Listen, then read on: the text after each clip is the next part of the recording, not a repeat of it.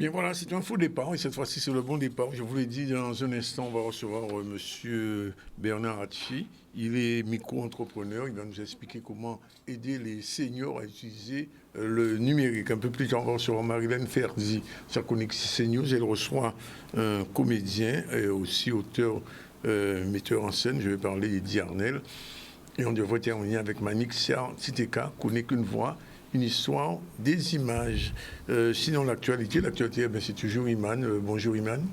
Oui, bonjour Danick, bonjour à tous. Aujourd'hui, nous allons voir au titre la visite de Bruno Le Maire qui se poursuit, qui a pu visiter l'entreprise Phytobocase du docteur Henri Joseph, ainsi que la fête de la nature qui se déroule sur Gourbert. On partira ensuite sur Anse-Bertrand pour voir Guader qui inaugure sa nouvelle station de mesure de qualité de l'air. Et nous finirons par la semaine du miel qui s'est célébrée aux Abîmes. Voilà, c'était Iman avec E, sans E. Alors, monsieur Hatchi, merci d'être avec nous. Alors, vous faites la formation et l'accompagnement en informatique pour les seniors. Comment ça se passe pour des gens qui ont plus de 60 ans, qui n'ont jamais touché un ordinateur? Eh bien, deux réponses sur ça. Hein. La première, c'est que comment ça se passe? Eh bien, donc, je fais partie des particuliers qui, un peu en palliant à ce que les pouvoirs publics, selon moi, devraient faire par rapport à ça, tentent d'aider les seniors de chez nous à accéder au numérique. Et j'ai donc dans mon service, si je peux appeler ça comme ça, qui se déroule, en tout cas qui se tient à la maison de quartier de Agathon, sous convention. Abimao, tout à fait, hein, qui se tient sous convention avec la municipalité de Bimao que je remercie. Et donc ça me permet, cette convention, donc, d'utiliser les maisons de quartier de la commune pour pouvoir recevoir les seniors donc, que j'accompagne en formation. Donc j'ai effectivement 2 ateliers au sein de cette maison de quartier de Agathon où je reçois donc pour une formation de base les seniors qui le demandent. Et il y en a d'autres qui ont déjà des bases mais qui veulent avoir du renforcement, qui veulent avoir du complément de formation, apprendre des choses nouvelles. Et donc j'ai un atelier qui me permet également de pouvoir les recevoir. Alors, par quoi vous commencez quand vous avez un groupe? C'est des ateliers de combien de personnes? Alors, c'est des ateliers qui ont entre 6 et 12 personnes, d'accord, qui me permet de faire, disons, des interventions, on va dire, magistrales, mais qui me permet aussi de pouvoir les suivre individuellement. Et donc, la formation est une formation, peut-être que j'aurai le temps de développer un peu plus, mais c'est une formation essentiellement pratique qui a pour but d'apprendre à ces personnes de pouvoir utiliser rapidement les ressources apprises pour pouvoir les mettre à leur service, puisque vous le savez maintenant, le système ne fait pas de détails, ne fait pas dans la dentelle, il faut être à l'informatique ou pas. Et on demande à des seniors qui, de par leur formation scolaire, n'y connaissent pour bon nombre d'entre eux. Et c'est surtout ça aussi le sens de mon intervention, et merci de me recevoir, pouvoir prendre conscience aux gens, au pouvoir public surtout, du rasier dans lequel se trouvent les seniors par rapport au numérique. Oui. Et faire comprendre aux gens que pour l'instant, rien n'est fait pour cette catégorie, même si c'est vrai, il y a une politique qui voudrait travailler à l'inclusion des Français, dit-on, au numérique. Alors, il y a en général, on dit il y a 3 écrans, il y a la télé, il y a l'ordinateur, il y a le portable. Vous commencez par l'ordinateur? Alors, moi, je fais et ordinateur et téléphone mobile. Oui. Téléphone mobile parce que bon nombre d'applications auxquelles nous accédions jusqu'ici sur l'ordinateur sont destinées au téléphone, donc sont sur mobile. Et comme on a nettement plus facilement en main son téléphone qu'un ordinateur, donc je m'attache en tout cas, à les aider à avoir un maximum de ressources à partir de leur application mobile sur leur téléphone. Et combien d'heures il faut à peu près, ou combien de jours il faut à peu près pour arriver au basique? Alors, ça vous dépend franchement des gens. Ça dépend franchement des gens. Il y en a pour lesquels, pour moi, 80 heures de formation sont utiles pour qu'ils puissent être autonomes. Il y en a au bout de 40, de 50 heures qui peuvent accéder aux principales applications de l'informatique sans grande difficulté. Ça dépend vraiment. Oui. Alors, je pose la question de savoir qu'est-ce que vous leur apprenez vraiment? Est-ce que vous leur apprenez, par exemple, à utiliser Word, à utiliser e-design, ou bien est-ce que uniquement le basique, c'est-à-dire juste écrire? En priorité, d'abord à savoir utiliser leur messagerie électronique, oui, parce que vous le savez. L'email, absolument. Parce qu'il faut le savoir, même quand vous ne connaissez absolument rien en informatique, on vous demande déjà d'avoir une adresse mail. Oui. Première chose, c'est ça. La deuxième, c'est que je leur apprends donc à accéder à Internet et là, à apprendre à aller sur ces fameux services en ligne au sein desquels on leur demande d'avoir un espace. Oui. Espace à la banque, espace aux impôts, la CGSS. Tout à fait. Et ça se passe bien en général? Ben oui, parce que ceux qui sont là, pour la plupart, sont très motivés. Il y en a d'autres qui le sont peut-être moins, mais qui pensent que c'est utile, parce qu'ils trouvent qu'ils n'ont pas le choix. Donc, effectivement, font l'effort de venir, ou en tout cas de me demander de la prestation en formation. Alors, on dit que c'est des seniors, mais la moyenne d'âge, c'est quoi? Alors, habituellement, on considère qu'on est senior à partir de 60 ans. Oui. Mais j'ai relativement souvent des gens de 45 ans à 50 ans, absolument, que malheureusement, je ne reçois pas. Puisque, on ne peut pas les recevoir quand ils ne sont pas à 60 ans. Enfin, en tout cas, pas dans en tout cas, j'ai choisi, moi, de travailler avec les seniors en raison de la difficulté que cette catégorie sociale a à accéder au numérique.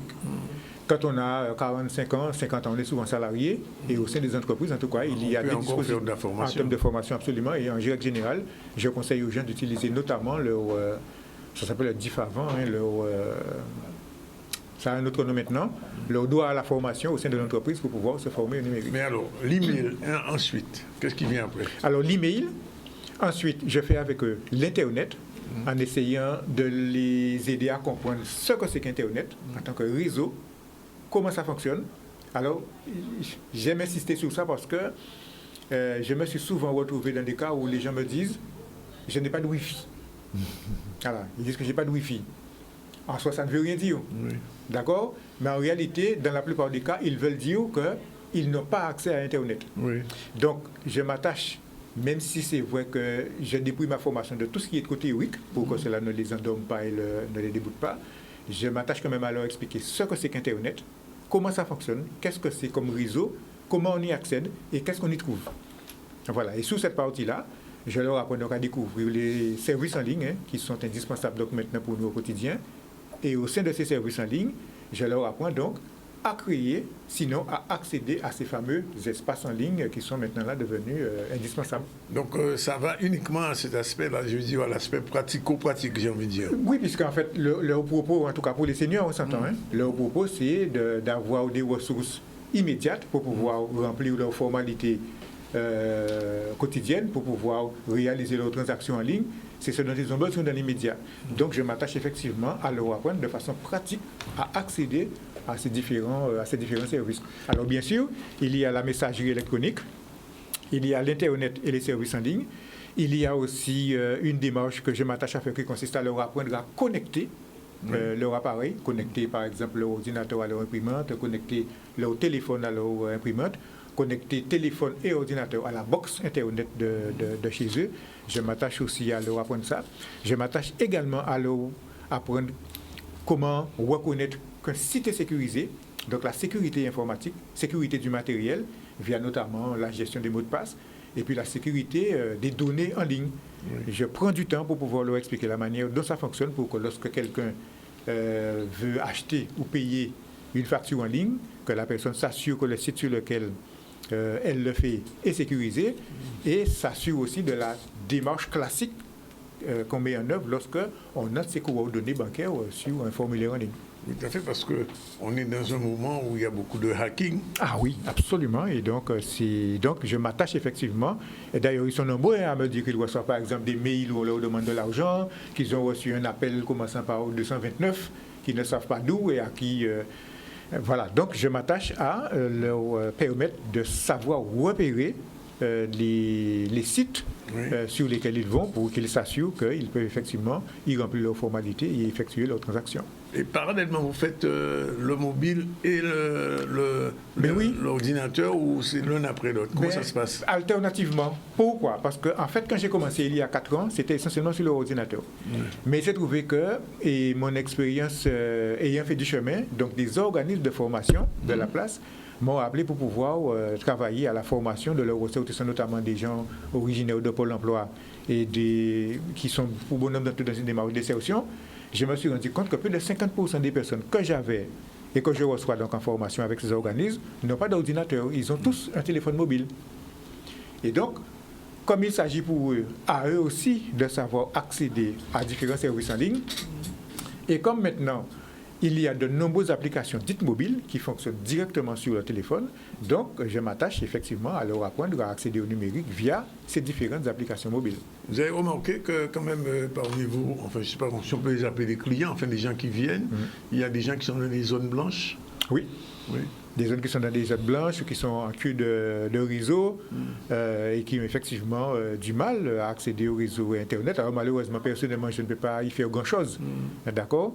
Et donc, j'interpelle d'ailleurs souvent les opérateurs sur ces questions-là. Bon, ceci dit, il y a quand même des démarches qui sont mises en œuvre par les différents opérateurs pour pouvoir améliorer tout ça, notamment l'installation de la fibre qui permet de régler très avantageusement ces difficultés au sein des réseaux. Et donc, pour l'instant, petit à petit, les choses se font.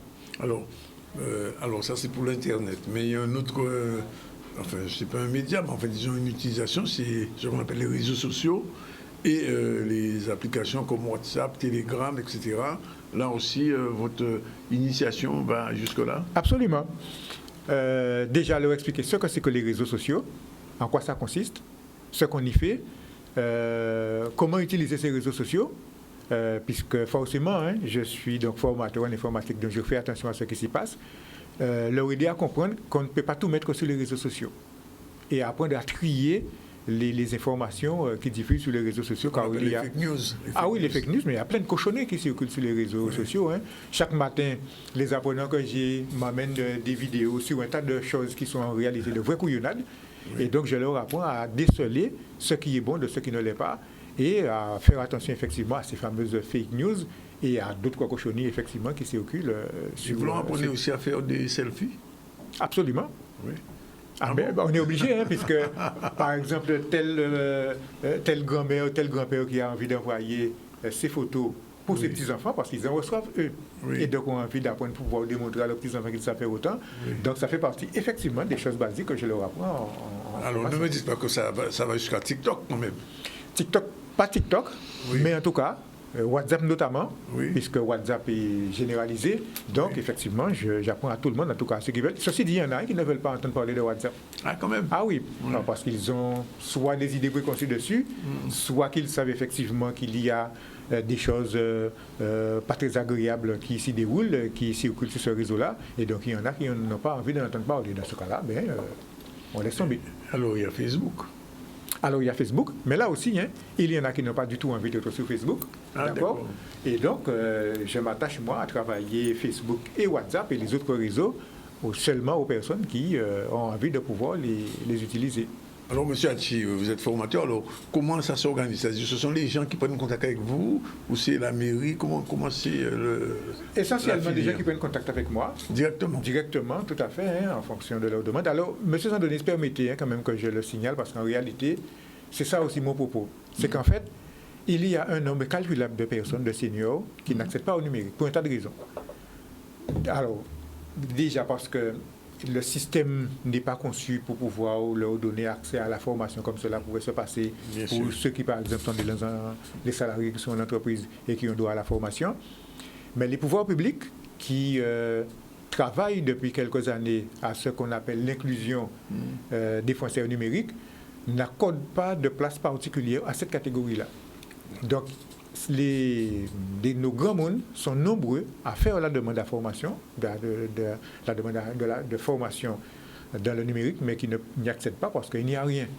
Ce qui existe comme structure publique qui est en train de se développer en ce moment, c'est ce qu'on appelle les maisons France Service, qui regroupent un ensemble de services publics. Et parmi les services qui sont rendus, la possibilité d'accompagner les demandeurs à remplir leurs formalités en ligne. Et ces maisons font service en partie, j'espère ne pas me tromper en le disant, mais devraient pouvoir aussi mettre en place des ateliers pour pouvoir favoriser l'accès. Voilà, c'est ça. Oui. Il n'y a que ça, à ma connaissance, qui pour l'instant, et vous comprenez bien que c'est pas suffisant. C'est une goutte d'eau, M. Zandonis, dans un océan, parce que les gens qui ont réellement envie d'apprendre, pour l'instant, à part quelques initiatives privées ou des communes qui mettent en place un certain nombre de réponses plus ou moins organisées avec des ateliers qui pourraient durer dans le temps, à part quelques communes pour l'instant. Chez nous, c'est le désert et je voulais attirer l'attention en disant qu'on est en train de créer un vrai fossé entre les seniors et le reste de la population sur cette question-là. D'autant plus que la population vieillit. Oui, c'est ce qu'on nous dit précisément. La population vieillit, donc elle a besoin de plus de services. Et donc cette catégorie-là, en particulier, a besoin de ce service-là. Et j'en appelle le pouvoir public pour que davantage de choses soient faites. Alors, j'en appelle aussi, si vous permettez, à toute personne intéressée à pouvoir, comme moi-même, puisqu'en fait j'ai créé une micro-entreprise qui me permet de le faire. Combien d'années vous faites ça? 4 ans, globalement. Oui. Voilà, qui me permet donc de rendre ce service-là aux seniors. Moi, j'en appelle aux jeunes notamment, aux jeunes diplômés en informatique, ou en tout cas à ceux qui disposent de sérieuses bases dans ce domaine-là. J'en appelle aux salariés qui voudraient faire de la reconversion. Oui. Il y en a dans ce cas-là. J'en appelle aux informaticiens qui pourraient donner du temps pour pouvoir mettre en place du service, pour pouvoir aider les seniors à accéder au numérique, parce qu'on se retrouve dans une situation où on crée une véritable marginalisation des âges de cette catégorie. Et donc j'en appelle aux jeunes, en particulier, à pouvoir donc créer du service, créer des prestations. Ils peuvent en vivre pour l'instant, compte tenu de l'importance de cette demande. Alors, je ne peux pas chiffrer le nombre de personnes intéressées, puisque je ne suis pas en mesure de faire une étude de marché. Je voulais simplement dire aux gens que tous les jours, je reçois des appels de personnes voulant faire de la formation, mais malheureusement, je ne peux pas... Vous n'êtes basé qu'à Bimao? Eh bien oui, puisque je suis un micro-entrepreneur, donc effectivement, j'ai ma propre structure qui me permet de recevoir... Mais vous ne tournez pas dans toute la boîte? Je n'ai pas les moyens de faire ça. Et en fait...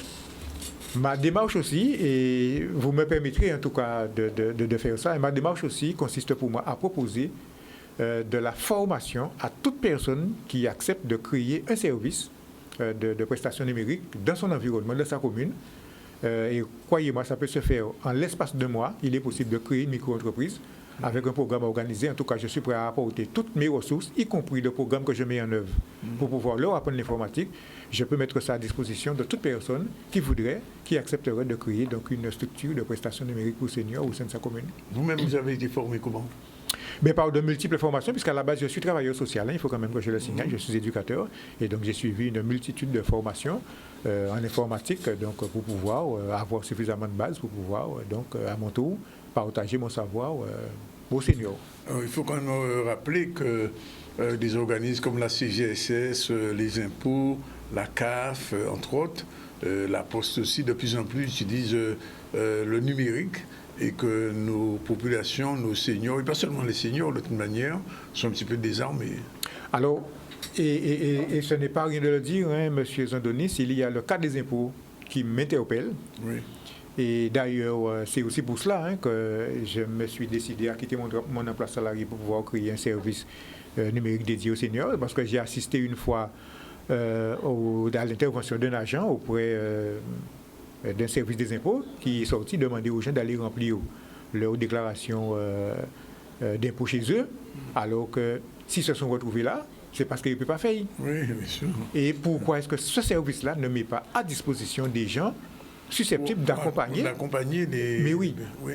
Voilà, c'est ça. Et donc, c'est un vrai problème. Et donc, notamment, ces jours-ci-là, j'ai reçu de nombreux appels de personnes qui avaient déjà un espace aux impôts, mais qui voudraient y accéder, ou d'autres qui voudraient simplement remplir leur déclaration en ligne, qui ont fait appel à moi. Et malheureusement, j'ai décliné parce que je ne pouvais pas satisfaire cette demande-là. Mais non, ça veut dire qu'il ne faut même pas donner votre numéro de téléphone, là.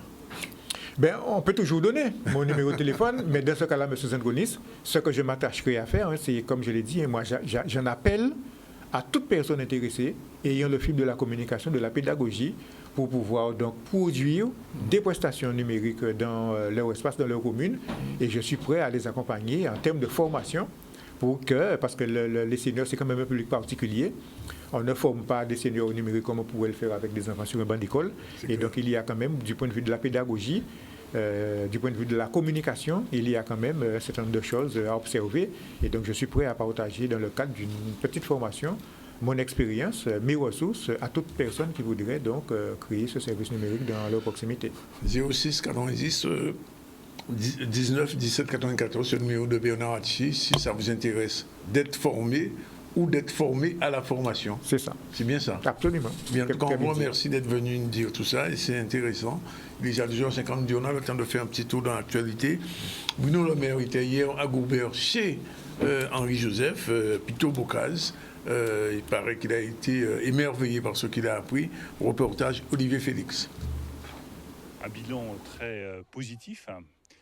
Je suis convaincu que le développement de la Guadeloupe passe par les entrepreneurs. J'ai trouvé ici des entrepreneurs très dynamiques qui croient dans leurs projets, qui sont aux meilleurs standards européens et mondiaux. Et donc je pense que c'est sur leurs épaules que va reposer le développement de la Guadeloupe, la création d'emplois et la création de nouvelles richesses pour l'île. Après, ils m'ont signalé un certain nombre de difficultés qu'il va falloir lever. Donc le sens de mon déplacement ici, c'est aussi d'écouter ces difficultés, de regarder comment est-ce qu'on peut les lever le plus rapidement possible. Je vois un aquaculteur qui se heurte à des décrets qui ne sont pas encore appliqués. C'est pas normal, il faut que ces décrets soient signés, soient appliqués. Je vois d'autres qui se heurtent à des complexités administratives. Il faut lever ces complexités administratives. Donc j'en tire un bilan très positif, et je reviens aussi avec beaucoup de travail à faire pour leur simplifier la vie. Ce qui était important de montrer au ministre, c'est que les richesses de la France de demain ne sont pas dans l'Hexagone, mais sont en Outre-mer, avec 80% de la biodiversité française qui sont chez nous et 97% de l'espace marin. Le problème, c'est que nous faisons partie de pays européens, et en fait, tout a été fait chez eux, mais tout est à faire chez nous. Et ça coûte extrêmement cher. Je viens de dépenser l'année dernière 500 000 euros. 500 000 euros sous mes fonds propres, sans subvention. C'est vrai que j'ai marge au crédit impôt recherche. Mais ce crédit impôt recherche, c'est 30%. 30% de 500 000 euros, c'est 150 000 euros. J'ai joué ce chèque de 150 000 euros, mais les 350 000 euros, c'est sous mes fonds propres. D'accord ? Donc je suis en train de m'appauvrir en faisant de la recherche. Je pense que cette utilisation des plantes qui est faite par Phytobocase, c'est l'avenir. Plutôt que d'utiliser des produits chimiques, ici on utilise des plantes pour les cosmétiques, pour l'alimentation, pour les vêtements. Je trouve que c'est extraordinairement prometteur, c'est très convaincant. Et donc maintenant, il faut arriver à développer ça à l'échelle industrielle. Je pense que c'est un des grands enjeux aussi, compliqué pour la Guadeloupe, parce que le territoire n'est pas extensible à l'infini. Et c'est là qu'il faut arriver à bâtir des partenariats. Moi, je suis prêt à aider à bâtir ces partenariats. Alors, je pense que tout ce qui est simplification administrative doit être fait très rapidement. Donc on va faire la liste, elle est technique, je ne vais pas vous embêter avec ça, mais je vais revenir à Paris pour que lors du comité interministériel qui aura lieu le 12 juin, on puisse transmettre aux administrations tous les blocages administratifs qui doivent être levés. En deuxième lieu, il faut trouver les financements des grands projets dont j'ai parlé à plusieurs reprises, auxquels je crois, l'agrandissement du port, l'agrandissement de l'aéroport et le développement d'une chaîne de gestion des déchets. Il faut voir comment est-ce qu'on organise tout ça dans le temps pour arriver à régler ces problèmes-là. Et puis, créer des relations avec d'autres grands groupes pour que le savoir-faire exceptionnel de Phytobocase, par exemple, puisse être développé à plus grande échelle. Ça fait partie aussi de ma shopping list. Voilà, il est déjà 12h56, on va prendre la première pause et on se retrouve tout à l'heure avec Marilène Ferdi et son invité pour parler un petit peu de théâtre. À tout de suite. Voilà, dans un instant, on va recevoir Madame Ferdi et son invité, mais pour l'heure, on revient à l'actualité avec Iman. C'est reparti pour lecture. Alors, aujourd'hui, on va parler nature. La nature est célébrée à l'occasion de la fête. Et à Gourbert, une manifestation a été organisée. La manifestation de la fête de la nature est une fête nationale, une manifestation nationale célébrée, destinée à célébrer la biodiversité. On voit un reportage d'Olivier Félix. Elle est pas là ? Benji doit venir. Savoir que la ville de Gourbert s'inscrit dans une stratégie plus large, plus vaste, avec son engagement territoire engagé pour la nature, le TEN, son prix reçu au niveau national par l'OFB d'atteinte de la biodiversité communale. Donc c'est un travail que nous menons depuis notre arrivée aux affaires. On assure la continuité de valorisation de la biodiversité. Parce que pour la protéger, cette biodiversité, il faut la connaître. Et l'ATE, l'aire terrestre éducative, qui a été transmise de main de maître entre une classe de 6e et une classe de CM2 l'an dernier, la passation s'est faite l'an dernier. Aujourd'hui, il y a une restitution de tous les travaux. Donc cette aire terrestre éducative, de notre point de vue, est une véritable plateforme pédagogique. Ça veut dire que c'est franchement un laboratoire à ciel ouvert qui permet aux élèves déjà de prendre la parole en public, de s'exprimer et puis de pouvoir expliquer comment l'écosystème fonctionne. Nous allons vous montrer quel est le problème de la mare du Mont-Reli. Il y a trop de plantes aquatiques. L'hydrille est une plante exotique qui menace l'écosystème de la mare. Elle est beaucoup trop nombreuse et les animaux ne peuvent ni respirer, ni manger et ni nager. Les adultes les ont enlevés à l'aide de pioches et de râteaux. Ils nous ont laissé quelques-uns pour que les animaux puissent se cacher, pour qu'ils puissent manger et pour qu'ils puissent nager et pour qu'ils aient aussi un peu d'oxygène. Maintenant, la mare elle va beaucoup mieux et il y a un peu plus de lumière qui passe. À notre première sortie, nous avons fait tellement de choses. Nous avons découvert qu'est-ce que c'était qu'une mare, pourquoi nous devons la protéger et pourquoi nous devons la sensibiliser. J'ai fait la première découverte depuis l'an dernier qu'on avait une mare située en altitude parce que pour moi, les mares étaient plutôt en grande terre, plutôt en mer galante et de voir cette richesse-là, un écosystème unique à Gourbert, donc ça n'a plus que valoriser notre action en tant que politique. Et effectivement, j'ai fait une découverte récente, c'est extraordinaire. J'ai découvert que les libellules pondaient en fait, à la surface de la mare et les œufs évoluaient justement au fond de la mare. Et j'en ai même, quand j'ai contribué à l'opération de retrait justement de l'espèce exotique envahissante, l'hydrille, on a même vu des larves de libellules. C'était la toute première fois. Donc on n'est jamais trop grand pour apprendre. Et l'apprentissage en termes d'éducation à l'environnement et au développement durable, c'est dès le jeune âge. Et c'est le challenge que la commune, la ville de Gourbert, s'est engagée à relever. Voilà, bien, il est exactement 13h07. Je vous l'ai dit, c'est l'heure le vendredi de retrouver la chronique ici c'est CNews. Bonjour Marilène. Bonjour Danick. Tout va bien?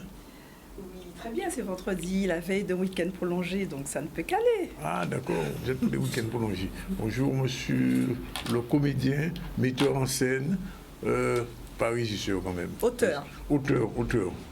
Voilà. Namasté. Namasté. Tout de suite, générique, c'est parti.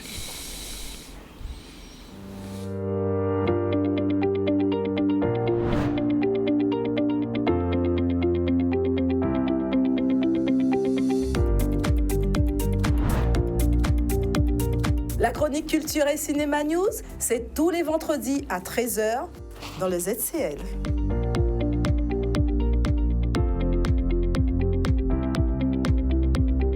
Non, il est bon. C'est dans le ZCL et c'est nulle part ailleurs. Oui, voilà. Bon, alors Madame Ferdi, quoi de neuf aujourd'hui? Aujourd'hui, je vous emmène au théâtre. On va sur les planches aujourd'hui. Oui, c'est la première fois. Je suis contente parce que la première fois, on a un invité qui va ouvrir la porte au monde du théâtre, au spectacle vivant, et pas n'importe quel invité. Hein. Donc, vous l'avez présenté, on a vu son visage, mais je ne sais pas pourquoi, vous ne vous souvenez pas de son nom? Vraiment pas, mais je vais essayer de trouver son nom. Il me semble que j'ai vu une pièce de... c'est pas une pièce de monnaie, c'est une pièce de théâtre. Dans les annales. Dans les annales, oui. C'était à l'archipel. Non, aujourd'hui, on reçoit Eddie Arnel. Oui. Donc je crois que c'est un nom qui parle à tout le monde. Ah, bien oui. Voilà, donc Eddie, alors qu'est-ce que je peux dire sur Eddie? Alors on va commencer par l'enfance. Oui. Alors je pense qu'il y a tout un ensemble de professionnels qui gravitent autour d'Eddie, qui comprendront ce que je veux dire. Et ça a son importance. Donc Eddie a grandi dans un milieu familial plutôt pieux et où il pratiquait énormément le chant choral. Ensuite, alors on peut dire que la rencontre avec l'univers du théâtre a commencé en 1985. C'était sa première expérience, il était comédien et il a commencé avec une pièce qui est devenue emblématique. Il suffit que je donne le nom de cette pièce et puis tout le monde se met à rire. Si je vous dis Victor Macoumé, ça vous rappelle des souvenirs. Oui, bien sûr. Il était excellent, il était extraordinaire. Et donc cette pièce, contre toute attente, a commencé par lui, a été surpris, a eu un succès extraordinaire. Et ça l'a propulsé, c'est devenu quelqu'un avec cette pièce de très connu. Alors il faut préciser quand même, c'est une pièce de monsieur José Egui. Oui, José Egui aussi, qui a joué un rôle assez important dans le théâtre en Guadeloupe dans les années 90 à peu près. Tout à fait. Je me souviens. C'était pour moi aussi, c'est l'âge d'or du théâtre guadeloupéen. Dans 1990, où on avait énormément de pièces, dont cette pièce que j'ai choisie parce qu'elle est emblématique de cette époque. Alors, paradoxalement, après cette pièce qui a rencontré un vif succès, Eddie Arnel a fait le choix de faire un break, de prendre un peu de distance, et il a commencé à se poser des questions existentialistes, et surtout en lien avec son métier, sur la comédie, mais aussi le drame. Et pendant cette période de réflexion, il a décidé de s'initier à la flûte traversière. Ah. Oui, je sais pas, pour l'instant, on ne voit pas de rapport avec le théâtre. Et pas n'importe quoi, aussi avec le gros cas. Donc autant en tant qu'instrument, mais aussi au niveau de la danse. Eh bien, de cette expérience est né un concept qui s'appelle air, action, instinctive et rythme. Alors, pour comprendre le lien avec le théâtre, suite à cette expérience, Eddie Arnel est revenu avec une autre vision du théâtre. Lui, il appelle ça le théâtre métissé. Moi, je dirais plutôt c'est un théâtre hybride qui mêle plusieurs arts. Donc, qui mêle la danse, le chant, alors la danse, le chant, mais aussi le rythme et la prose. Parce qu'on déclame aussi dans le théâtre, Didi. Et donc, depuis ce concept d'air-théâtre, toutes ces pièces ont été toujours... on retrouve... Et le créole. Donc, il y avait aussi... donc, la pièce, même si elle était en français, mais il y avait toujours des passages en créole. Pour lui, je pense que c'était une façon d'enraciner le travail qu'il fait dans le milieu théâtral avec son territoire. Alors, à partir de là, il y a une deuxième pièce, toujours dans les années 90, qui ont aussi été... C'est une pièce qui a été marquante, qui a été jouée 3 fois à l'Archipel, La Boîte de Pandore. Je ne sais pas si vous en souvenez. 3 fois, elle a rencontré un vif succès. Parallèlement à ça, donc durant toute cette période, comment on peut dire, notre cher étant metteur en scène, a souhaité se professionnaliser. Parce que c'est vrai qu'il a commencé comédien. Après, il est rapidement devenu auteur et metteur en scène. Et il a eu envie de se professionnaliser. Donc, il a suivi ce fameux parcours qu'ont suivi beaucoup de professionnels dans les années 90. Donc, pour pouvoir obtenir son diplôme d'État de théâtre et pouvoir enseigner. Alors, je fais un lien. Donc, il y a un dispositif que la région avait mis en place à cette époque-là qui s'appelle le PRAS, qui permet à des professionnels dans le spectacle vivant et de pouvoir obtenir des diplômes d'enseignement. Alors, ce diplôme d'État est très important parce que ça leur permet d'avoir le statut d'enseignant. Voilà. Et donc, il est resté une longue période à enseigner. Alors, j'ai même bénéficié de ces enseignements. Ah oui.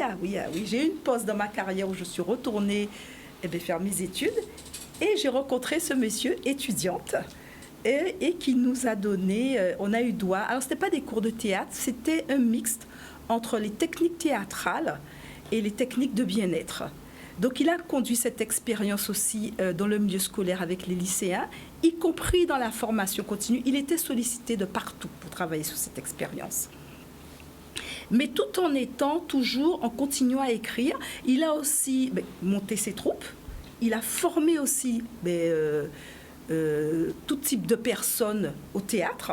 Et donc, la dernière pièce, Théâtre Arnaud Théâtre, pour moi, est symbolique parce qu'elle capitalise tout ce travail qui a été fait depuis 1988, tous ces concepts qu'il a mis en place. On trouve dans cette pièce de théâtre, Théâtre Arnaud Théâtre, qui a l'affiche, on y trouve quoi? On y trouve de la danse, on y trouve de la musique, on y trouve du chant. Mais pas que. C'est une pièce assez satirique, qui est une pièce miroir. Elle questionne sur le théâtre, mais aussi sur les problématiques de financement du théâtre. Alors, certains comédiens ont joué leur propre rôle, et c'était criant de vérité pour certains. Voilà, et je n'en dis pas plus. Ils vont tous se reconnaître. Mais ce qui était surprenant, il a surpris le public. Pourquoi ? Parce qu'on avait aussi des comédiens dans le public. Je ne sais pas si vous avez vu cette pièce. Non, Vous avez raté quelque chose. La salle ce que était j'ai vu, comble. c'était à l'Archipel. Bien me rappeler le nom, c'était quoi? La pièce qui a été jouée à Bastia. Tellement. Alors, c'était quoi déjà Non, c'était la boîte de Pandore, théâtre. Non, c'est pas Pandore. Théâtre, je sais plus alors. C'était vers quelle époque à peu près? 1756 Il y a- D'accord. Non, c'était juste après 1802. Après, ah, ben voilà. C'est plus clair. C'est encore la guerre existentielle, identitaire. Enfin, oui. Mais je m'en souviens un peu. Oui. Puisqu'il y avait un des danseurs que je vois là, il était dans cette pièce-là à Bastia, à l'Archipel. Oui, mais ça doit être théâtre en notre théâtre. Mais c'est théâtre en notre Théâtre en théâtre. notre théâtre. Mais c'était pas les mêmes c'était peut-être pas totalement les mêmes comédiens. Donc il y a eu un changement lorsqu'il y a eu la À un moment donné, représentation à la montagne. Mais passons, allons à plus important, madame. Allez. Très bien, on continue. Merci, monsieur. Donc, on continue. Théâtre à notre théâtre, pour moi, capitalise tout ce travail qu'il a fait, tout ce travail conceptuel. Et moi, la question que j'ai envie de poser à monsieur Arnel, c'est est-ce que c'est cette vision, c'est-à-dire de son métier, à savoir qu'il faut à un moment donné faire des pauses, se repositionner, arriver, innover avec des concepts modernes, quitte à bouger un peu les codes. Parce que moi, il y a quelqu'un qui m'a dit, cet homme, c'est un génie de la mise en scène. Sa force, c'est qu'il n'a aucune limite dans la mise en scène. Et moi, je voulais savoir si c'est ça. Alors déjà, bonjour Eddy. Est-ce que c'est ça le secret de ta longévité? Wow, que de questions. Déjà, de toute façon, tableau pas reconnaître moi. Bon, voilà. La transition faite. Oui. Oui. Si on veut durer, je pense qu'il faut transcender sa fonction, son métier. Et il faut transcender. Et transcender fait en sorte que vous avez toujours, vous réinterrogez en tout cas les bases, et ensuite, à force de les réinterroger et être à l'écoute, eh bien, de nouvelles perspectives apparaissent, tout simplement. Quel est l'intérêt pour un professionnel de se former, de passer ce fameux diplôme d'État?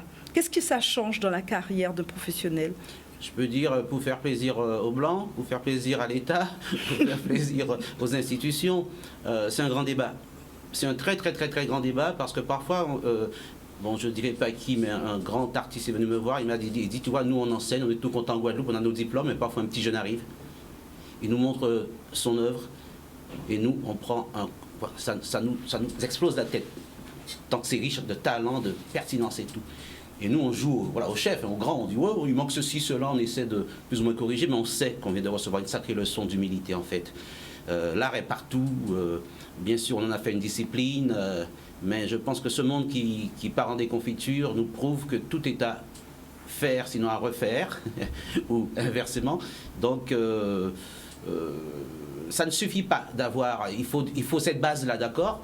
Donc des diplômes et tout. Mais d'ailleurs, je viens d'écrire un manifeste là, et j'ai pris mon bâton de pèlerin et je vais voir les décideurs culturels, les maires et tout, mais c'est encore très très très lent. On a envie de dire que je ne suis pas toujours peut-être compris, parce que j'ai des concepts plein la tête, des perceptions, une ouverture, une façon d'être guadeloupéen, une façon, un art peut-être d'être guadeloupéen. Je crois qu'en ce moment, je lui fais un petit clin d'œil aussi, je ne le connais pas personnellement, c'est Gilles Casimir. Voilà, parce que je vois ces trucs passer de temps en temps, je dis, il me semble que ce guadeloupéen, cet homme, propose. On peut être d'accord ou pas d'accord, mais il incite tout un chacun et les jeunes aussi à prendre conscience en eux et pour nous propulser beaucoup plus loin. Donc l'art, il me semble que ça tourne en rond, ça tourne sur dans sa propre sauce, sa propre fonctionnalité, et il est temps qu'on commence à développer des concepts nouveaux et tout. Et tu as parlé du Pras d'ailleurs aussi. Bon, c'est pas normal qu'on en parle depuis des lustres et qu'on soit encore là. Donc, est-ce qu'il y a une vraie volonté il m'arrive de bousculer les politiques, je vous demande pardon en direct là, mais bon sang, messieurs, dames, on n'y est pas, quoi. C'est pas ça, tout simplement parce que ça dort, parce que les dossiers sont là, et puis parce que les artistes sont en colère. On ne viendra pas sur l'épisode du Centre des Arts, mais c'est pas que des monstres, en fait. Donc, il y a une situation qui dure depuis un certain temps, et peut-être qu'il faudrait maintenant libérer Pégase, libérer la parole, surtout. Ça manque de concertation entre nous. J'ai récemment eu une information en fait de certains décideurs politiques d'ailleurs et culturels. La direction des affaires culturelles n'est pas assez en lien avec le contrat de ville, la politique de la ville. Bon, il se passe des choses, chacun a son petit dossier et je pense qu'on manque de concertation. Est-ce un syndrome guadeloupéen? Qu'est-ce qui nous arrive pour qu'on n'arrive pas simplement à se poser? Je ne suis pas d'accord avec toi sur tel ou tel plan, mais je te regarde et je te respecte. Comme Namasté, je te vois, n'est-ce pas? Pour un exemple sur ça, quoi, en fait. On peut très bien ne pas être d'accord, mais le donc d'où ça nous vient, hein? Donc on doit réinterroger notre ADN là-dessus. Il y a un art d'emmerder, l'art du fanchoumania, disent certains, on en est là, et c'est dommage. Réinterrogeons-nous, reposons-nous. En tout cas, c'est superbe, puisque comme l'Occident chute là, nous devons nous repositionner à tous les niveaux. Et artistiquement, moi je propose dans mon manifeste justement un projet de société par l'art et la culture inclusive. Donc c'est un manifeste que j'aimerais bien pouvoir à terme en parler avec toi. Juste une question très rapide. Marilène disait que dans les années 90, le théâtre guadeloupéen était en pleine... C'était l'âge d'or, quand même. C'était l'âge d'or. Maintenant, c'est quel âge? C'est la disette. Alors, je pense à, juste une parenthèse, à mon ami Patrick Michino qui disait l'âge n'a pas d'âge, justement, oui. Et c'est intéressant. Y a-t-il un âge? Où est-ce qu'on en est? En fait, mais justement, avec. Nous voulons montrer, je crois qu'il faut commencer pour. Je dis, j'ai fait mon manifeste, d'accord, mais je vais essayer de m'allier à des entités fortes. Donc, justement, Patrick Michino. Théâtre, c'est nous-mêmes, je crois, de cette compagnie-là. Il y a Rodolphe Dardol, Théâtre Zagadi, qui était là, les années 90 en sourdine, et Richard Tasso de Petit-Bourg avec Calvacaccio. On est là et on a ce challenge de faire revivre au milieu. Enfin, revivre. Est-ce que ça n'a jamais existé? Je ne sais pas. Cancel a disparu. Je ne sais pas, parce que. Alors, quand tu dis cancel. Lequel? Celui, Théâtre Volcan, je crois que c'était ça son. C'était Théâtre Annexe Soubarou. Cyclone. C'était Cyclone. Arthur et Russe. Non, Arthur et Russe, c'est Cyclone. Oui. Et ils étaient ensemble avant. Hein, oui, ils ont commencé ensemble, d'ailleurs, années 70. Voilà. Donc ça fleurissait. Et un metteur en scène, Jean-Marie Serrault, un grand metteur en scène venant en Guadeloupe, Guylaine Gadjar avait fait une sacrée action pour que le théâtre s'envole.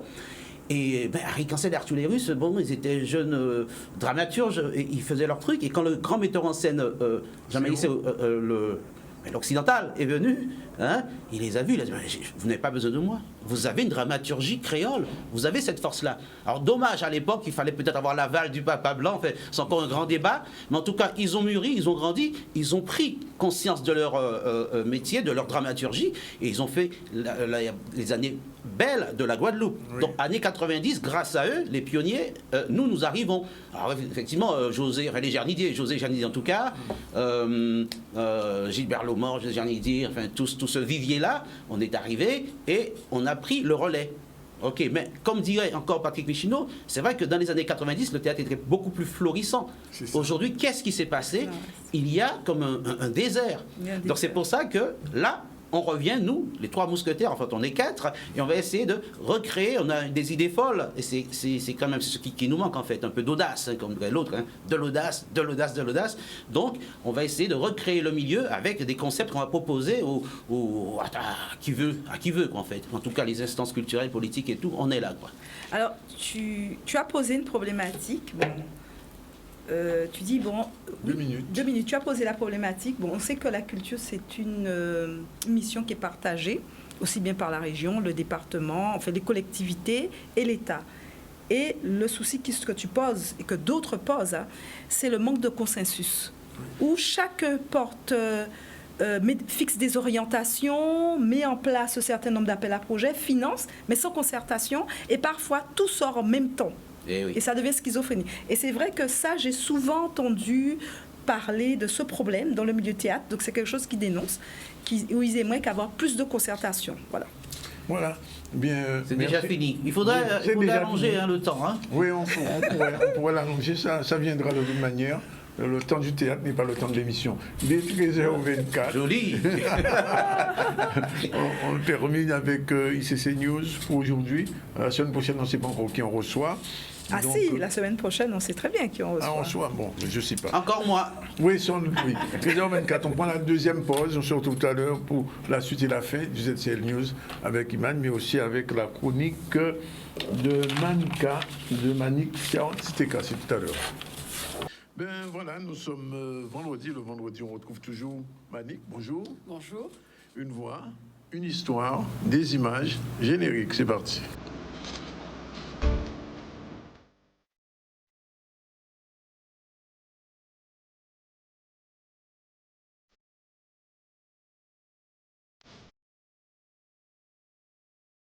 Maman cherche le secret.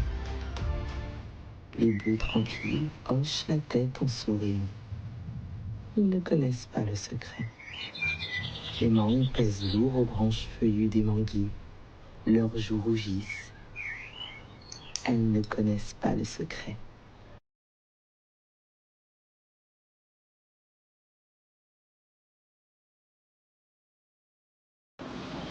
Alors, Manik, on se retrouve. Alors aujourd'hui, on parlera de qui et de quoi? Alors aujourd'hui, donc, souvenez-vous, vendredi dernier, nous avions fait un petit tour en Guadeloupe et là, nous allons suivre Patricia Triplette, qui est une Guyanaise et qui nous amène donc dans sa Guyane et sa guyanité à travers son recueil de poèmes Résilience Show. D'accord, bien. Je peux présenter un petit peu cet ouvrage? Alors oui, donc Résilience Show de sa version non imprimée, hein, qui est parue aux éditions d'Aigues-Marron. C'est un recueil de poèmes, c'est une promesse faite à son fils avant qu'il ne devienne une étoile. Et ce n'est pas moins de 99 poèmes dans lesquels Patricia nous amène à travers sa Guyane, entre ciel, mer et terre. Et dans le cadre du livre audio, c'est pas moins de 30 voix, une trentaine de voix, puisque ce recueil se nomme sur la plateforme La Voix des Marrons, Glam, Résilience Show. C'était la volonté, en tout cas, de faire travailler, de mettre en commun des artistes de la Guadeloupe, de la Guyane et de la Martinique, afin de montrer qu'on est capable de travailler ensemble. Hein. Alors, c'est Chris Combette, Cali, Fola Gadé. Les filles de Patricia ont également participé à cet ouvrage. On a également Laure Tarrer, Didier Manette, Loïs Pindard, Emeline Octavie, Valérie Gouy. Donc voilà, ce sont des noms plus ou moins connus ou d'autres moins connus, mais que Patricia, en tout cas, souhaitait faire participer à ce projet pour cet hommage à son fils. On va écouter tout de suite? Oui, on va écouter un extrait. Un petit zing l'amour. À la vie, moi les pièces que mon pas. Considérez où t'es tourné, un carré soit. Et où considérez où t'es tourné, un teasing fil.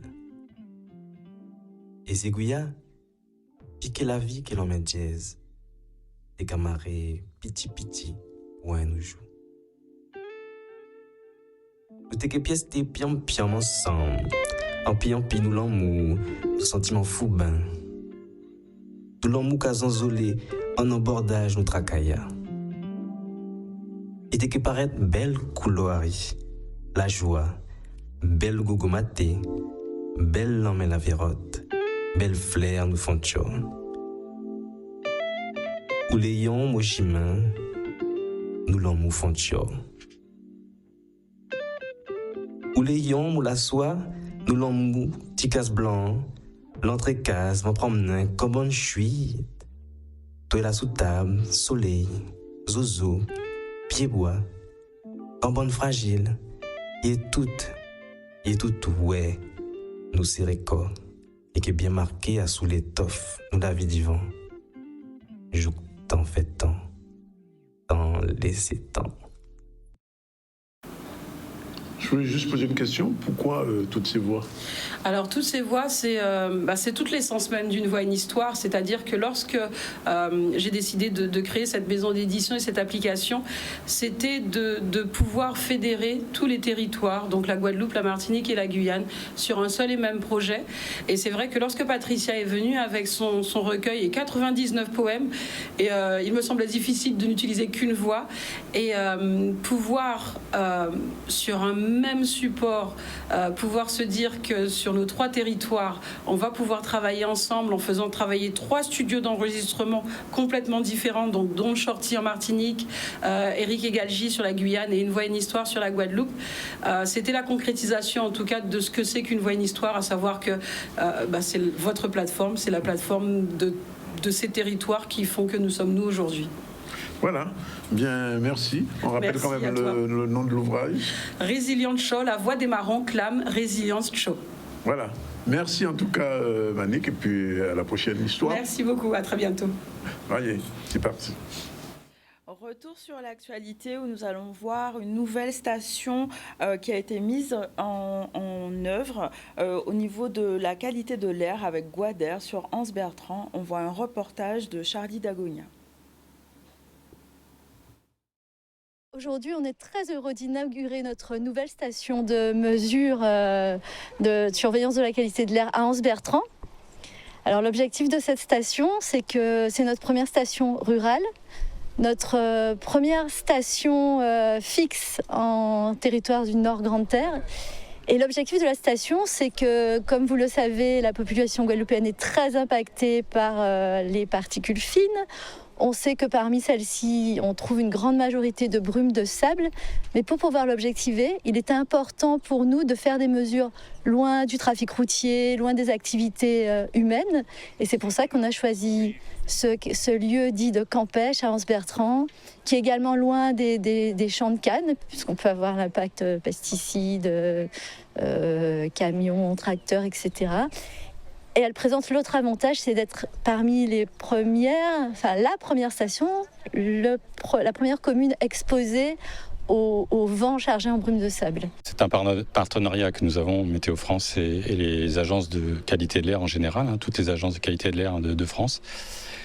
Et ils utilisent nos données et nous aussi, nous avons à faire traiter leurs données. Ça nous intéresse bien sûr, notamment avec une mesure sur la brume de poussière saharienne que nous suivons, nous, en termes de prévision. Et donc, de pouvoir corréler ces informations-là de mesure et nos prévisions aussi de brume de poussière. Vous savez que la qualité de l'air a toujours été une question qui est un problème pour les individus, pour nous les humains. Parce que ce soit à Anse Bertrand, Campêche ou dans un autre coin d'Anse Bertrand, c'est utile pour nous, pour la Grande Terre, parce que vous savez que la qualité de l'air, nous sommes en milieu rural, la qualité de l'air est meilleure qu'en milieu urbain. Et cela est très important aussi pour moi dans la mesure où je sais que l'air est un véhicule de toute forme de pollution. Vous savez, pollution par l'homme, pollution par la nature même. Et puis, comme maintenant nous parlons souvent de pollution, que ce soit au niveau chlordécone, que ce soit au niveau maladie, que ce soit au niveau déchets, etc. Eh bien, il est temps que l'homme soit sensibilisé à cette notion de qualité de l'air qui a un impact sérieux sur sa santé et également sur le bien-être des individus. Donc la qualité de l'air, un sujet très important et surtout de faire attention à l'impact que ça peut avoir sur sa santé, c'est très important. Nous allons continuer aussi en lien avec la santé, clôturer la semaine du miel, donc le goût, un reportage qui a eu lieu sur les abîmes avec Charlie Dagonia. Alors le choix du miel, parce que ça rentre dans le cadre de nos projets que nous mettons en place autour de notre projet alimentaire sur le territoire. Donc chaque année, nous avons une animation dans les établissements scolaires autour d'un aliment de mets local. Donc cette année, nous avons choisi le miel. Le miel, pourquoi? Parce que c'est quand même un animal, l'abeille qui produit du miel et qui, quelque part, montre aux enfants un fonctionnement de la société, un fonctionnement bien organisé. Donc, il s'agit pour nous de sensibiliser les enfants à la citoyenneté et à l'organisation sur un territoire. Avec le miel et les abeilles font peur en amont parce qu'elles piquent. Et une petite inquiétude quant à la manière de mener les choses. La participation avec la ville a été magnifique. Des personnels très à l'écoute, des gens agréables. Donc une semaine magnifique, merveilleuse pour nous et pour les élèves. Ça s'est bien passé. Il y avait une dame habillée en abeille. Elle a chanté, elle a raconté son histoire. Et elle nous a fait chanter une chanson. Je me rappelle pas trop de la chanson, mais c'est pas grave. Et il y avait des décorations, un musicien qui faisait de la musique et qui nous a raconté aussi une histoire. Notre objectif est atteint dans la mesure où, avec la collaboration du personnel de la restauration scolaire, les enfants ont pu manipuler autour du miel. Donc, ils ont dégusté, ils ont découvert, ils ont construit, ils ont produit. Et il y a eu une bonne sensibilisation. D'ailleurs, ça se voit, ça s'est vu tout au long de la semaine autour du miel. Le miel, ça vient des fleurs, du nectar. Les abeilles se posent sur les fleurs pour récupérer le nectar avec leur langue et le ramènent à la ruche. À faire progresser. Sur d'autres temps, l'apport pédagogique est très important, la connaissance dans le cadre du développement durable, d'autant que nous avons un arbre très porteur et avec lequel on a appris à vivre avec les abeilles. Donc, pédagogiquement, nous avons un support très fort de travail avec nos élèves. Et ensuite, d'autres actions à décliner dans le cadre du développement durable, de la connaissance de la vie de tous les jours. On prend tout parce que le livre, c'est bien, mais la vie pratique avec les élèves dans le cadre dans lequel ils évoluent, c'est mieux. Oui, j'aime le miel parce que c'est sucré, c'est doux. Et j'aime bien manger ça le matin. Et ça me fait du bien. Voilà, pour terminer, donc aujourd'hui, le ZCL News, nous allons faire un récapitulatif des invités que nous avons reçus. On a reçu Bernard Hatchi qui a parlé de l'aide pour les seniors au niveau des services en ligne et Internet. On a reçu aussi la rubrique ICC News de Marilène Ferdi qui a reçu Eddie Arnel qui nous a parlé de théâtre. Nous avons reçu aussi Manixiar Titeka pour sa chronique Une voix, une histoire des images. Au niveau des titres de l'actualité, nous avons vu la visite de Bruno Le Maire à Phytobocase sur Gourbert, ainsi que la fête de la nature qui s'est déroulée aussi sur Gourbert. Nous venons de voir Guader qui a installé une nouvelle station de mesure de qualité de l'air sur Anse-Bertrand. Et pour finir, la clôture de la semaine du miel à l'école primaire Louis Delgrès des Abîmes. Voici pour aujourd'hui. Merci de nous avoir suivis. Je vous souhaite un bon week-end et surtout faites attention à vous.